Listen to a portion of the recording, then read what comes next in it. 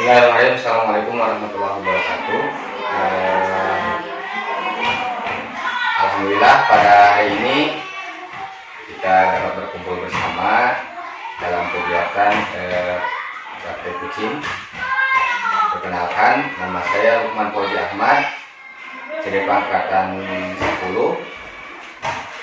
tugas di SDN 1 Pasangan. Peran saya sebagai coach, dan di sebelah saya ada Ibu Imas sebagai kuci, kuci. Beliau guru PAI di SDN 1 Pasangan. Kemudian di sebelah saya lagi ada Ibu PP, yaitu Ibu Siti Maryam. Assalamualaikum Bu Imas. Waalaikumsalam. Sehat ya? Alhamdulillah sehat. Baik. Tadi kan sudah itu ya praktek ya di kelas. Kemudian ya alhamdulillah Ibu Imas itu ya penyampaian sudah sesuai dengan modul ajar dan sebagainya. Namun ada sedikit yang kita bahas untuk praktek kali ini, terutama dalam sistem penerapan pembelajaran di kelas. Nah, yang pertama itu, setelah Ibu Imas melaksanakan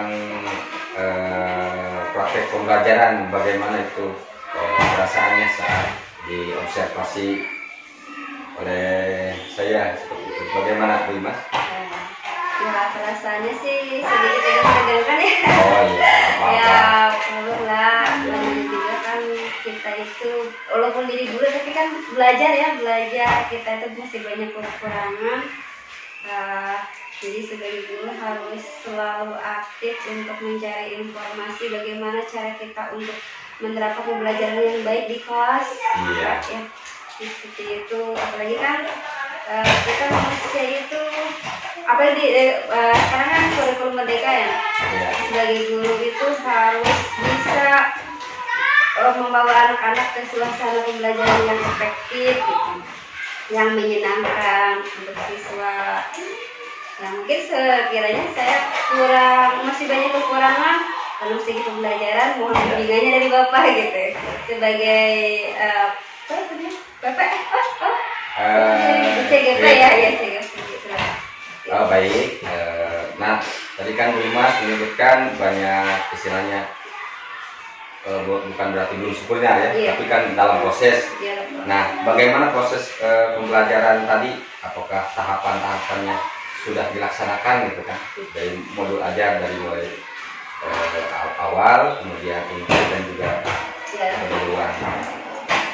Ya, saya menyesuaikan dari mulai kelas pertama pembukaan untuk pembelajaran ya, dari mulai saya mengucapkan salam, terus mengajak anak itu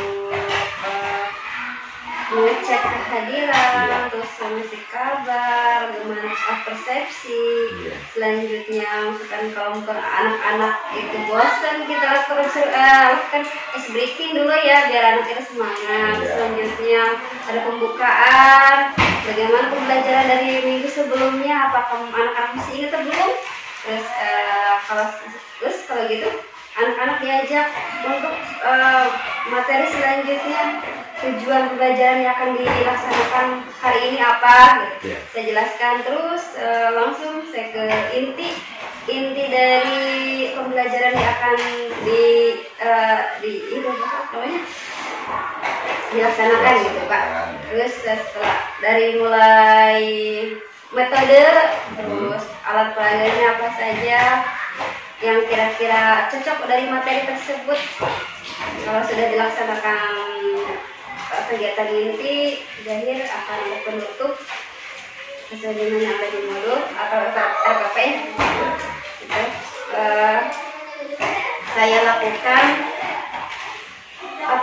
kesimpulan dari materi yang sudah dibahas di kegiatan inti agar anak-anak itu memahami apa yang sudah dipelajari, apa yang sudah dijelaskan oleh saya pribadi. Ya baik, berarti Ibu Imas sudah menerapkan praktek pembelajaran sesuai dengan alurnya ya, mulai pendahuluan, inti dan juga sampai penutup. Nah tadi kan Ibu Imas ada sedikit bukan berarti kekurangan ya, mungkin ada yang perlu harus ditingkatkan. Nah mungkin itu kapan kira-kira Ibu Imas akan meningkatkan hal apa yang harus ditingkatkan gitu yang dari kekurangan Ibu Imas itu? Ya sebenarnya anak-anak itu kan yang pertama itu masalah baca ya Pak. Ya. Baca itu yang saya akan meningkatkan tingkat baca anak-anak, kemudian baca huruf hijaiyah yang pertama kan Ya. Kalau baik kan yang pertama itu harus bisa baca Al-Quran ya. Ya. Yang saya pertama akan meningkatkan baca tulis Al-Quran gitu ya. Atau misalkan kalau tulisan latihannya belum baik, bacanya belum baik, saya juga akan yang pertama membaca dan menulis gitu. Ya, baik, berarti target utamanya itu anak akan bisa mengenal huruf hijaiyah seperti itu ya. Nah kemudian bagaimana caranya itu untuk meningkatkan agar anak itu cepat untuk mengenal huruf hijaiyah tersebut, caranya itu seperti apa? Mungkin Ya yang pertama saya akan coba untuk menggunakan video video tentang huruf hijaiyah, bagaimana cara anak bisa memahami huruf hijaiyah yang baik, yang unik gitu, supaya anak itu diingat dengan nyanyian Pak gitu. Terus dengan kartu tulisan huruf hijaiyah supaya anak itu memahami huruf alif, ba sampai iya gitu. Jadi satu-satu anak-anak dikasih pemahaman. Baik, ini kan di kelas 4 ya, berarti transisi dari kelas bawah ke kelas atas. Jadi masih anak-anak perlu bimbingan gitu. Iya, perlu bimbingan. Jadi harus menggunakan medianya yang tepat ya, semacam gambar-gambar dan video-video seperti itu ya, Bu Mas ya. Nah kira-kira targetnya itu kapan waktunya yang akan dilaksanakan oleh Bu Imas untuk peningkatan dengan penerapan media tersebut kira-kira? Insya Allah minggu depan bisa kita terapkan Pak, soalnya sambil belajar. Ya, baik. Itu sudah apa namanya? Ibu Imas sudah berusaha untuk memperbaiki dan menambah kemampuan, baik itu seorang pengajar, kemudian menerapkan kepada siswa-siswi atau peserta didik dengan target dan tujuan itu untuk lebih cepat mengenal huruf hijaiyah gitu ya. Yang pertama kan ya, sebenarnya kan yang paling utama dalam PAI itu kan anak harus bisa baca Al-Quran ya. Oke. Nah mungkin ada lagi Bu Imas yang ini yang merasa Ibu Imas itu kurang maksimal gitu kan? Ya sebenarnya sih anak-anak itu karakternya kan berbeda-beda ya. Ya. Gimana nih yang kesulitan itu cara memahami anak-anak satu persatu, kan ada anak yang pengen belajar seperti ini, seperti itu gitu Pak. Yeah. Itu kan kalau siswanya banyak itu banget sulit nih Pak. Gimana nih saya supaya bisa memahami karakter anak-anak itu agar bisa memahami materi yang saya sampaikan? Iya baik. Nah kira-kira menurut Ibu Imas tadi yang sudah dipaparkan dari awal hingga akhir, kira-kira ada nggak sedikit solusi atau yang mungkin gambaran? Iya. Nanti saya akan coba dengan sesuai dengan karakter anak-anak, misalnya saya senang dengan audio audio. Saya akan kelompokkan, terus ada yang senang dengan audio visual. Terus ada yang senang dengan campuran, misalkan dengan membaca atau mendengar saja. Jadi saya akan melakukan kelompokan anak-anak tersebut sesuai dengan kelompok atau karakter masing-masing. Bagus ya, berarti itu Ibu Imas akan menggunakan pembelajaran yang berdiferensiasi ya, artinya yang bisa memenuhi kebutuhan siswa. Nanti akan dikelompokkan mana yang suka yang mudah pemahamannya melalui audio ya, kemudian melalui visual, audio dan kinestetik. Nah, baik Ibu Imas, mungkin ada lagi yang ingin disampaikan? Atau unek-uneknya mungkin seperti itu? Sebenarnya banyak. Banyak. Ya Allah, kita namanya juga kan kita tuh mengajar itu banyak tantangan, banyak hambatan. Ya sekarang kan kalau jadi guru itu intinya sabar dalam menghadapi sikap anak-anak. Ya intinya mah sifat karakter yang ada pada diri anak itu sangat kelipatan disebutnya susah diatur ya, tapi bahasa kurang baik ya, susah untuk diajak. Misalkan kalau anak kelas 1 sudah diajak diam gitu, misalkan kalau kelas atas itu diajak untuk komunikasi yang baik itu sulit kan.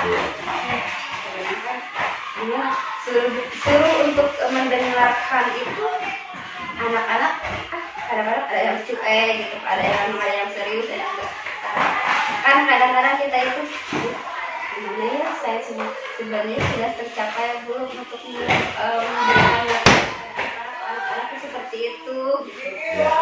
Sulit ya, itu masalah ya itu masalah karakter anak sih Pak. Ya baik, terima kasih Bu Mas sudah meluangkan waktunya untuk berbincang atau berdiskusi dan praktek coaching ini. Semoga saja apa yang diharapkan oleh Bu Mas itu tercapai, dan mudah-mudahan strategi atau perkembangan atau penerapan atau dalam istilahnya implementasi kurikulum Merdeka ini dengan tujuan itu untuk